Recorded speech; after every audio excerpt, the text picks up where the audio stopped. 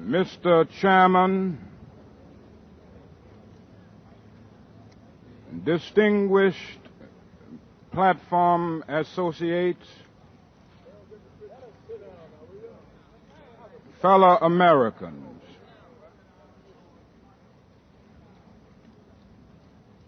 "3 years ago, the Supreme Court of this nation rendered in simple, eloquent, and unequivocal language a decision which will long be stenciled on the mental sheets of succeeding generations. For all men of goodwill, this May 17th decision came as a joyous daybreak to end the long night of human captivity. It came as a great beacon light of hope to millions of disinherited people throughout the world who had dared only to dream of freedom. Unfortunately, this noble and sublime decision has not gone without opposition. This opposition has often risen to ominous proportions. Many states have risen up in open defiance.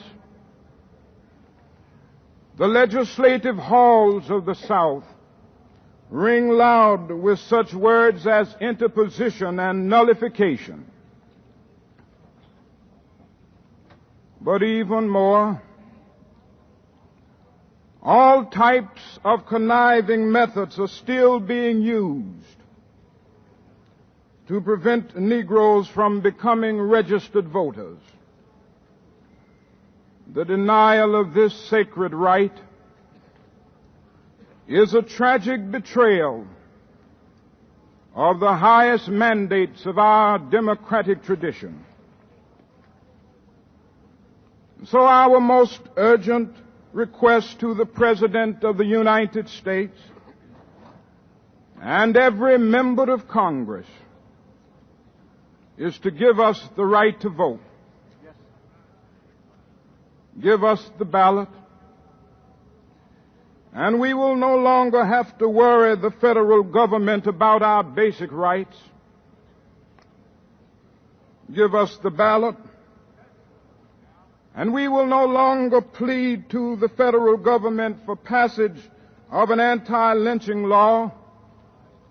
We will, by the power of our vote, write the law on the statute books of the South and bring an end to the dastardly acts of the hooded perpetrators of violence. Give us the ballot, and we will transform the salient misdeeds of bloodthirsty mobs into the calculated good deeds of orderly citizens. Give us the ballot, and we will fill our legislative halls with men of goodwill and send to the sacred halls of Congress men who will not sign a Southern manifesto because of their devotion to the manifesto of justice. Give us the ballot, and we will place judges on the benches of the South who will do justly and love mercy.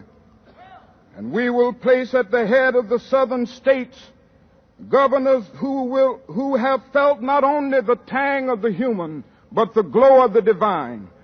Give us the ballot, and we will quietly and nonviolently, without rancor or bitterness, implement the Supreme Court's decision of May 17, 1954.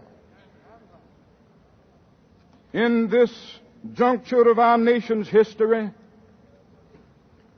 That is an urgent need for dedicated and courageous leadership.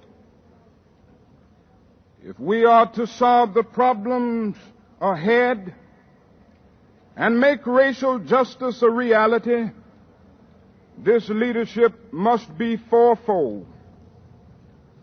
First, there is need for strong, aggressive leadership from the federal government. So far, only the judicial branch of the government has evinced this quality of leadership. If the executive and legislative branches of the government were as concerned about the protection of our citizenship rights as the federal courts have been, then the transition from a segregated to an integrated society would be infinitely smoother. But we so often look to Washington in vain for this concern. In the midst of the tragic breakdown of law and order, the executive branch of the government is all too silent and apathetic. In the midst of the desperate need for civil rights legislation, the legislative branch of the government is all too stagnant and hypocritical. This dearth of positive leadership from the federal government is not confined to one particular political party. Both political parties have betrayed the cause of justice. The Democrats have betrayed it by capitulating to the prejudices and undemocratic practices of the Southern Dixiecrats. The Republicans have betrayed it by capitulating to the blatant hypocrisy of right-wing reactionary Northerners. These men so often have a high blood pressure of words and an anemia of deeds.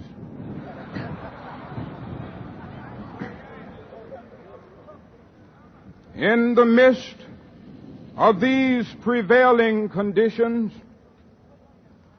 we come to Washington today pleading with the President and members of Congress to provide a strong moral and courageous leadership for a situation that cannot permanently be evaded.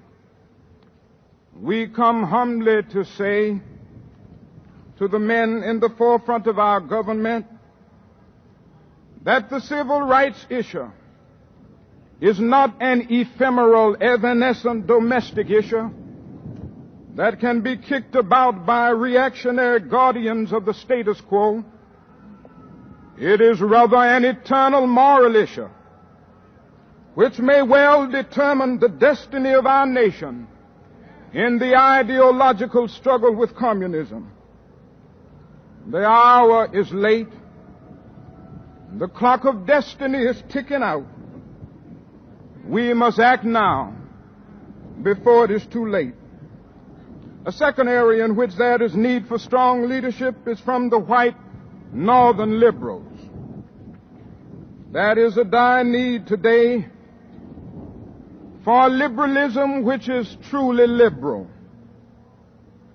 What we are witnessing today in so many northern communities is a sort of quasi-liberalism which is based on the principle of looking sympathetically at all sides. It is a liberalism so bent on seeing all sides that it fails to become committed to either side. It is a liberalism that is so objectively analytical that it is not subjectively committed. It is a liberalism which is neither hot nor cold, but lukewarm. We call for a liberalism from the North which will be thoroughly committed to the ideal of racial justice and will not be deterred by the propaganda and subtle words of those who say, slow up for a while, you're pushing too fast. A third source that we must look to for strong leadership is from the moderates of the white South. It is unfortunate that at this time the leadership of the white South stems from the closed-minded reactionaries. These persons gain prominence and power by the dissemination of false ideas and by deliberately appealing to the deepest hate responses within the human mind. It is my firm belief that this closed-minded, reactionary, recalcitrant group constitutes a numerical minority. There are in the white South more open-minded moderates than appears on the surface. These persons are silent today because of fear of social, political, and economic reprisals. God grant that the white moderates of the South will rise up courageously, without fear, and take up the leadership in this tense period of transition. I cannot close without stressing the urgent need for strong, courageous, and intelligent leadership from the Negro community. We need a leadership that is calm and yet positive. This is no day for the rabble-rouser, whether he be Negro or white. We must realize that we are grappling with the most weighty social problem of this nation. And in grappling with such a complex problem, that is no place for misguided emotionalism. We must work passionately and unrelentingly for the goal of freedom. But we must be sure that our hands are clean in the struggle. We must never struggle with falsehood, hate, or malice. We must never become bitter. I know how we feel sometimes. That is the danger that those of us who have been forced so long to stand amid the tragic midnight of oppression, those of us who have been trampled over, those of us who have been kicked about, that is the danger that we will become bitter. But if we will become bitter and indulge in hate campaigns, the new order which is emerging will be nothing but a duplication of the old order. We must meet hate with love. We must meet physical force with soul force. That is still a voice crying out through the vista of time, saying, love your enemies. Bless them that curse you. Pray for them that despitefully use you. Then and only then can you matriculate into the university of eternal life. That same voice cries out in terms lifted to cosmic proportions, he who lives by the sword will perish by the sword. History is replete with the bleached bones of nations that failed to follow this command. We must follow nonviolence and love. Now, I'm not talking about a sentimental, shallow kind of love. I'm not talking about eros, which is a sort of aesthetic, romantic love. I'm not even talking about philia, which is a sort of intimate affection between personal friends. But I'm talking about agape. I'm talking about the love of God in the hearts of men. I'm talking about a type of love which will cause you to love the person who does the evil deed while hating the deed that the person does. We've got to love. That is another warning signal. We talk a great deal about our rights, and rightly so. We proudly proclaim that 3/4 of the peoples of the world are colored. We have the privilege of noticing in our generation the great drama of freedom and independence as it unfolds in Asia and Africa. All of these things are in line with the unfolding work of providence.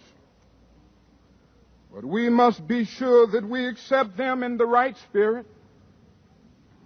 We must not seek to use our emerging freedom and our growing power to do the same thing to the white minority that has been done to us for so many centuries. Our aim must never be to defeat or humiliate the white man. We must not become victimized with a philosophy of black supremacy.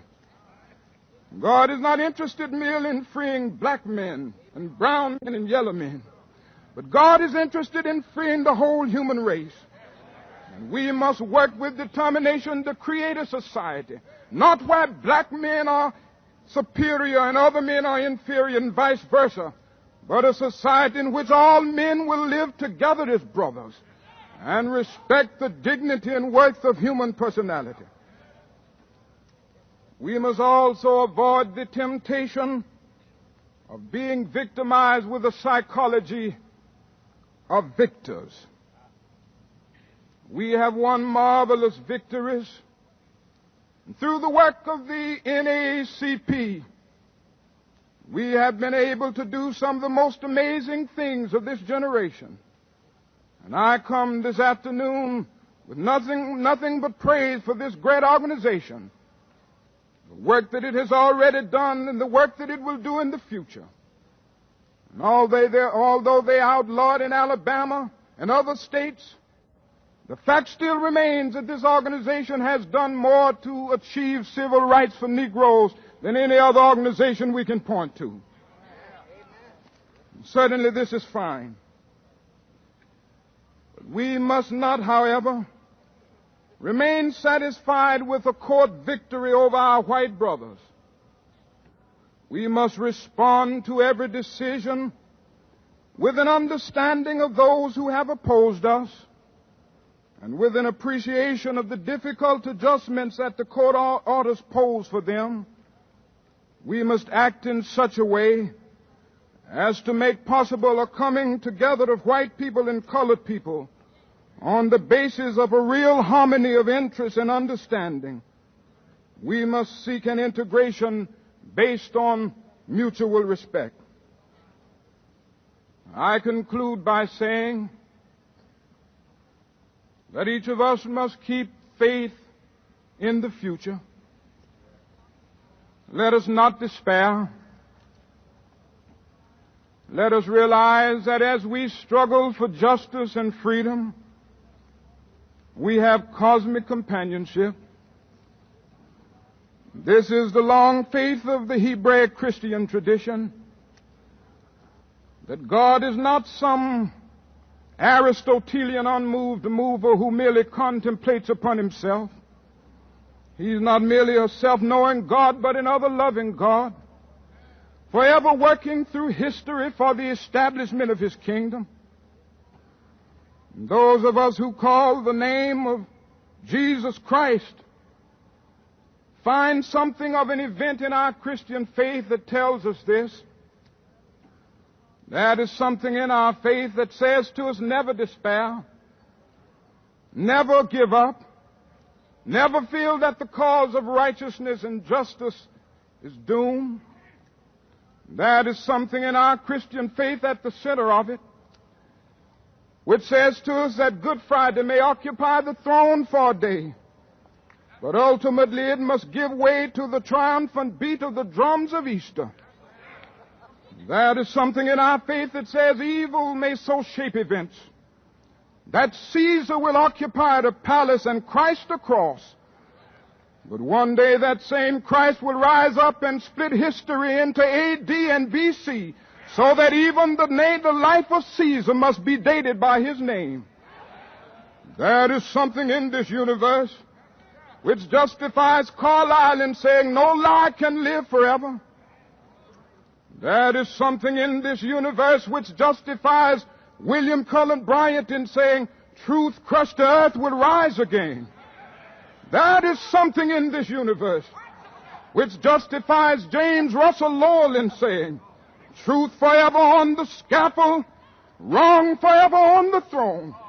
Yet that scaffold sways the future, and behind the dim unknown stands God, within the shadow, keeping watch above his own. Go out with that faith today.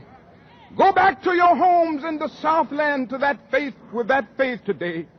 Go back to Philadelphia, to New York, to Detroit and Chicago with that faith today that the universe is on our side in the struggle. Stand up for justice. Sometimes it gets hard, but it is always difficult to get out of Egypt. But the Red Sea always stands before you with discouraging dimensions. And even after you cross the Red Sea, you have to move through a wilderness with prodigious hilltops of evil and gigantic mountains of opposition. But I say to you, this afternoon, keep moving. Let nothing slow you up. Move on with dignity and honor and respectability. I realize that it will cause restless nights sometimes. It might cause losing a job. It will cause suffering and sacrifice. It might even cause physical death for some. But if physical death is the price that some must pay to free their children from a permanent life of psychological death, then nothing can be more Christian. Keep going today. Keep moving amid every obstacle. Keep moving amid every mounting of opposition. And if you will do that with dignity, when the history books are written in the future, the historians will have to look back and say, there lived a great people.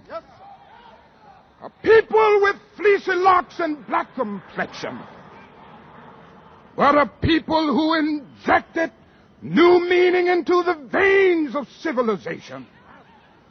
A people which stood up with dignity and honor and saved Western civilization in her darkest hour.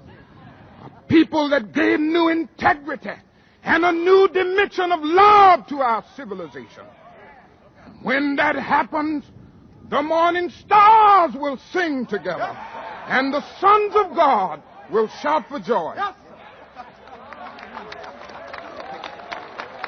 Black Christian pastors, Roman Catholic reverends, CIA informants, and the United States Army were all co-conspirators against the United States government and won. Dr. Martin Luther King Jr. and his close friend Ralph Abernathy, along with the Southern Christian Leadership Conference, created and founded an organization called the Poor People's Campaign on May 12, 1968. I know all of you are studying hard and you're just doing fine in school, and I'm glad to see you. The campaign's sole intent was a multi-racial effort to gain economic justice for poor Americans. People just don't know, but it's really hard. Not only me, it's so many more in the same shape. I'm not the only one. It's just so many of us right around. Just don't have shoes, clothes. They're naked and home. By the time you have to cook your children pinto beans morning down and stuff. They don't know where else get a good meal. You all are really to be admired. And I want you to know that you have my moral support. I'm going to be praying for you. I'm going to be coming back to see you. And we are going to be demanding, when we go to Washington, that something be done, and done immediately, about these conditions. Dr. King and the SCLC shifted their focus after observing that gains in the Civil Rights Act of 1964 had not improved the material conditions of life for many African Americans. Many people have stated that this is the lecture that led to his assassination in April 1968, the same time that was supposedly set for the Poor People's Campaign to go to Washington, D.C. So the organization that mobilized it was essentially decapitated and thrown into chaos about 3 weeks before it was supposed to happen. Once the Civil Rights Act was completed, the government was through dealing with consciously knowledgeable African Americans like Dr. King. There was never any interest by the government in reconstructing the economy for the benefit of the poor. That is considered to be a big no-no in the United States. This is a capitalist society. It is built on inequality and adversity in many ways. I want to show you a little 3-minute clip of the minister that Dr. King was going by his house for dinner. He was due at 7, but they had to move it up for 7 to be a little too dark to shoot somebody. So they moved you to 6 o'clock. 2 years ago at a press conference in Memphis, I get a call. And they said, so-and-so is thinking about killing so-and-so, so-and-so. I said, what? They said, well, he said something at a press conference. I said, put him on the phone. I said, whatever you do, get that film. Because once NBC realized what this brother had slipped and said, we will never get our hands on the film. What you're fixing to see now went into the evidence in the King trial where they brought a wrongful death suit, and I'll explain that to you quickly in a minute. But what you're fixing to witness now is the man who came by to get King to take him to dinner. And 30 years later at a press conference, he slipped because God do baffle your mind. Some of the activities are geared especially for the young who did not have a chance to get the feel or to know what the civil rights movement actually was about. Even as they marched, now they could have stopped in a hotel, but when you think about marching from Memphis to Jackson or Jackson to Memphis, there were no hotels.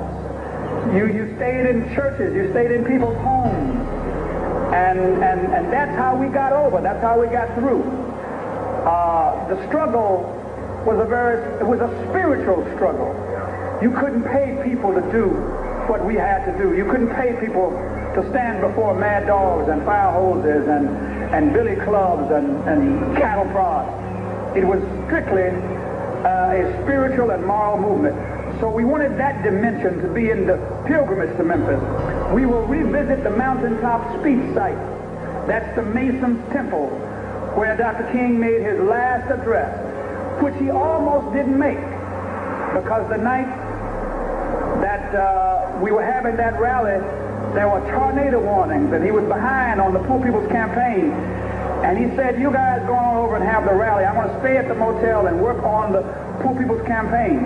When we got there and Dr. Abernathy walked in and Jesse Jackson walked in and I walked in and others, people started clapping because they thought Martin was behind us.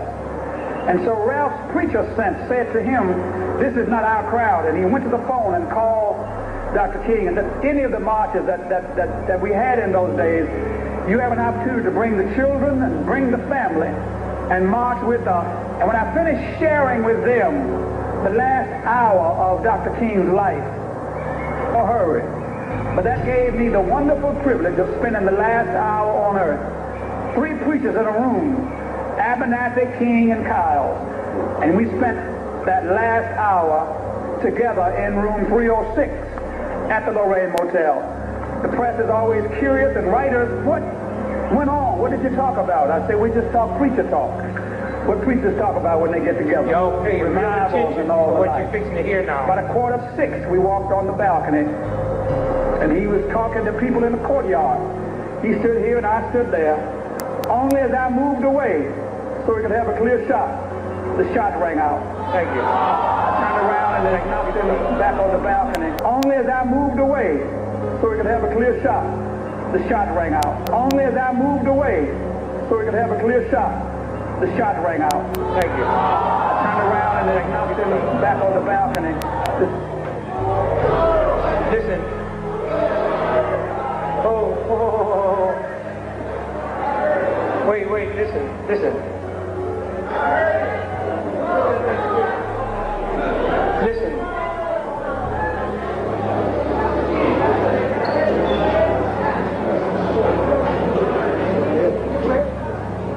30 years later, this brother never realized he would slip and say that. Do you know what happened when you sitting in a jury room about a conspiracy and this piece of film is introduced? He stood here, I stood here, only as I moved away so he could have a clear shot. The shot rang out. This was the brother that he was going by his house for dinner.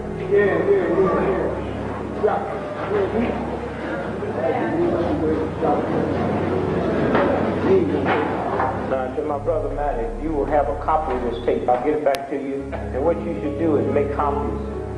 See to it, because this is a very valuable.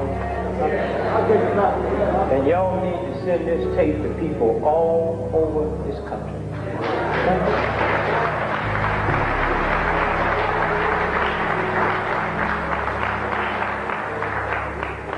And so this was the trial that went on that the press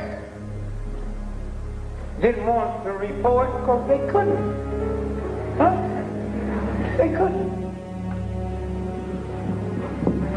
And so we have to stop getting mad and upset because the same system that's killing us refuse to tell us the truth.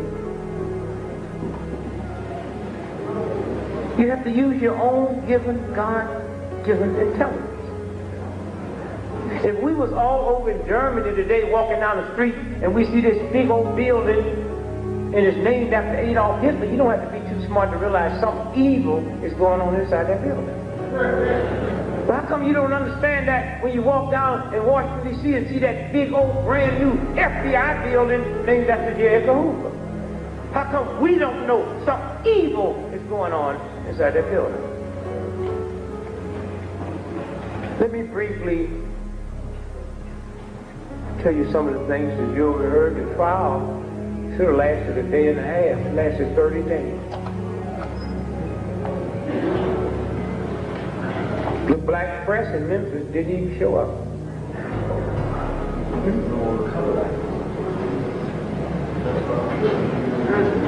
Let me tell you how this trial came about. About 6 years ago, a white man named Lloyd Jarvis, who probably, now this is just my philosophy, who probably was told they're fixing to blame the King murders on you. So he went to ABC, and they did a whole session with him, telling them how he was involved and what the conspiracy and who it was. And then they never ran it. So now he's running for his life. So he goes to the King family. And he tells them the same thing that he told ABC. He tells them 3 times, and the 4th time, Andy Young. And they filmed it, they taped it. And he said, I was given $100,000 by Frank Liberto, who was the mafia puppet who ran Memphis for the big mafia boys out of New Orleans. So it was Frank Liberto, he said, that gave him $100,000 to set up the whole mechanism for killing King. And the building right behind the Lorraine Hotel with the courtyard bumped into, Lord Jarvis had a restaurant called Jim's Grill. He also said that at the first meeting, here's who was there, so-and-so was there, so-and-so was there. And let me tell you, there were some black folks there too.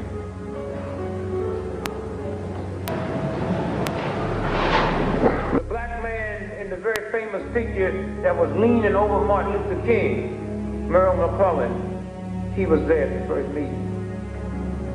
We didn't know at the time his job was to do 2 things. One was to point everybody in the wrong direction. It was him that pointed and said the shots came from there. Not only was he an undercover cop, he was so undercover that his paycheck didn't even come from the Memphis Police Department, came from the utility company. And now tonight, as we sit here, he's a CIA agent. His other job was to infiltrate a little group of little juvenile thugs. They call themselves the Invaders. And y'all got to be careful about what y'all join just because they're yelling and screaming about Whitey. Y'all got to be careful about what kind of evil, nasty black folks you get around that want to go blow up something and then wonder why you get arrested on your way there.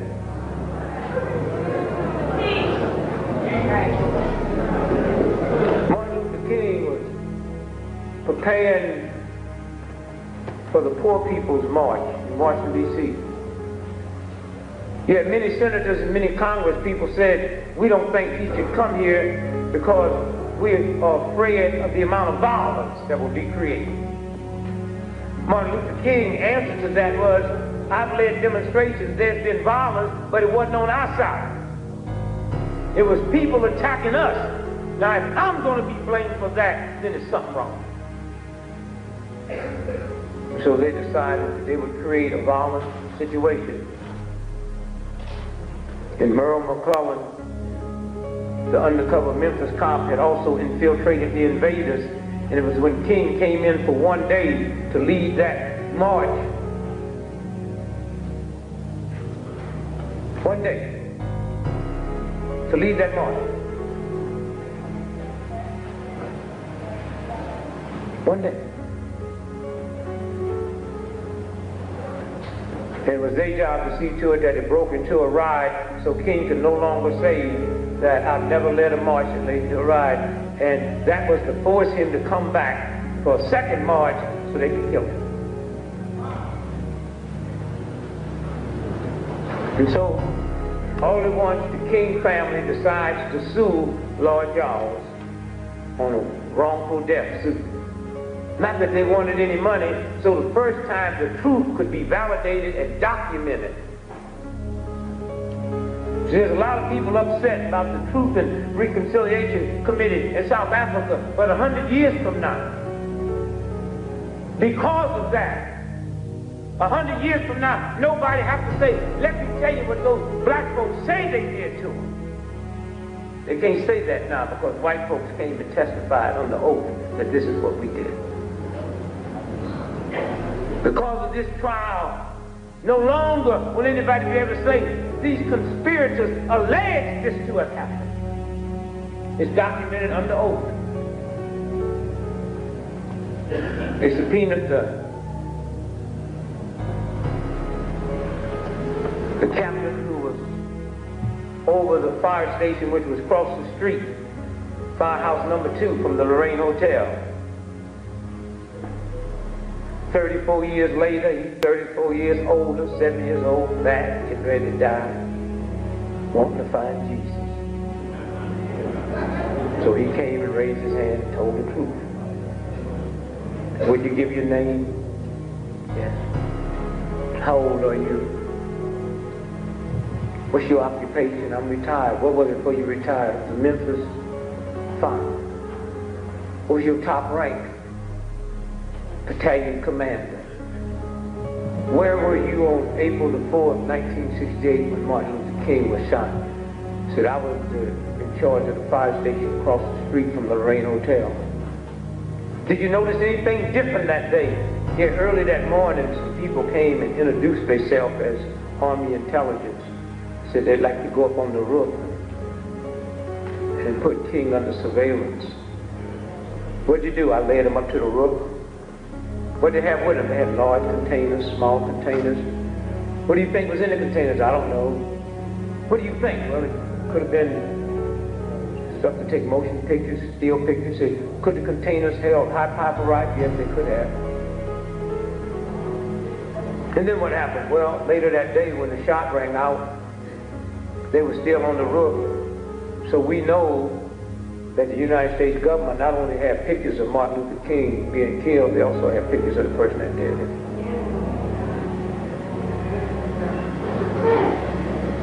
He said, but then what happened? He said, then I rushed across the street and ran up the steps where King was laying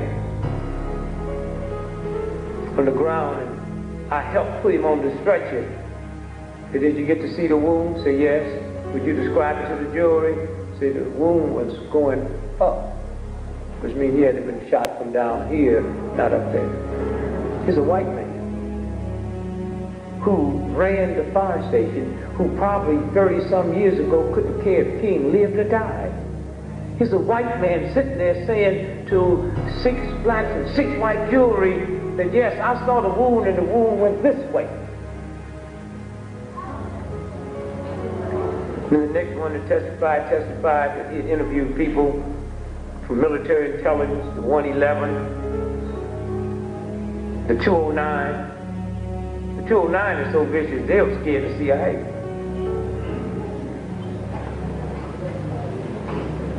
And the 184, that's the sniper team, that's the Rangers. When they had to admit they was there, they say, well, we was there as a backup, and that leads you to believe they were talking about to back up in case the security broke down. They was there to back up in case that hit didn't get, they were supposed to take him out. That's what the jury heard. Lord Jawa's defense was real heavy. There was so much overwhelming evidence that there was a conspiracy. His defense was, yes, I was part of a conspiracy. I just didn't know the person that I was supposed to have killed was Martin Luther King. And what made that so beautiful, it meant that they couldn't object to none of the stuff that was going because they wanted everybody to know what we knew, that it was a conspiracy. He just didn't know it was Dr. King. 70 witnesses they got to hear for us to see that film.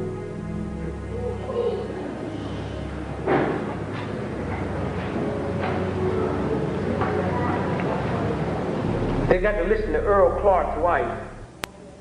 Who was Earl Clark? Well, when the shot rang out, the dude who shot took the rifle and gave it to Lord Jawas, and he took it through the back of his restaurant window, and then he jumped over a concrete embankment. And there was a black cab driver, Paul Butler, cab 58. He heard the shot. He didn't know King had been hit. He got out the cab to see what happened, see this white man jumping over this concrete embankment. So he followed him around the corner and watched him get into a police cruiser. That man who shot King was Earl Clark, Memphis cop. Dead now. But they subpoenaed his wife. He came to defend the good name of Earl. My husband couldn't have done that because he was homesick all that day. At what time did he find out Dr. King had been shot? Well, he found out over his police radio. And then what happened? He realized how serious it was that he had to go in. And then what happened? Well, all of his uniforms was in the cleaners. So I had to go get his uniforms out. Miss Clark, you aware what time Dr. King was shot? Oh, I think it was a little bit after 6 o'clock. Miss Clark, are you aware that the cleaners closed at 5? That's what the jury heard. Huh? That's what the jury heard.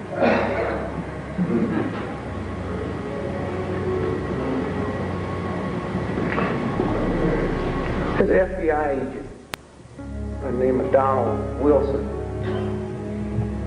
He's the one that found the Mustang that Lee Harvey Oswald was driving.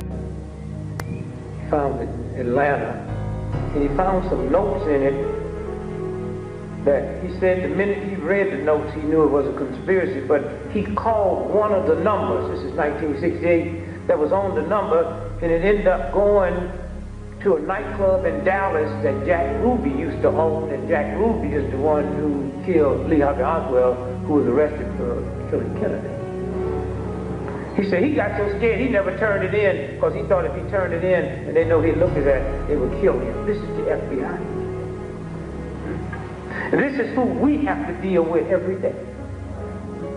Those of us out here in the movement have to deal with folks who are a white FBI agent said, I didn't turn this stuff in because had I turned it in, they probably would have killed me.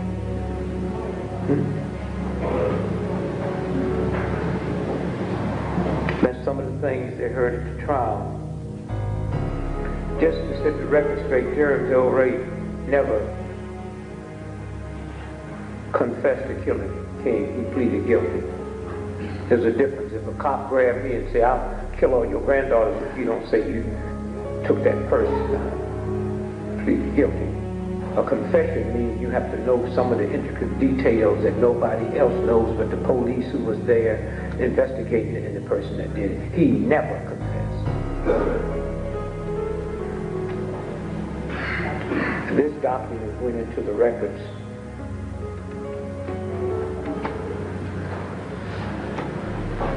He had probably one of the best defense attorneys that had ever lived in the history of the planet at the time.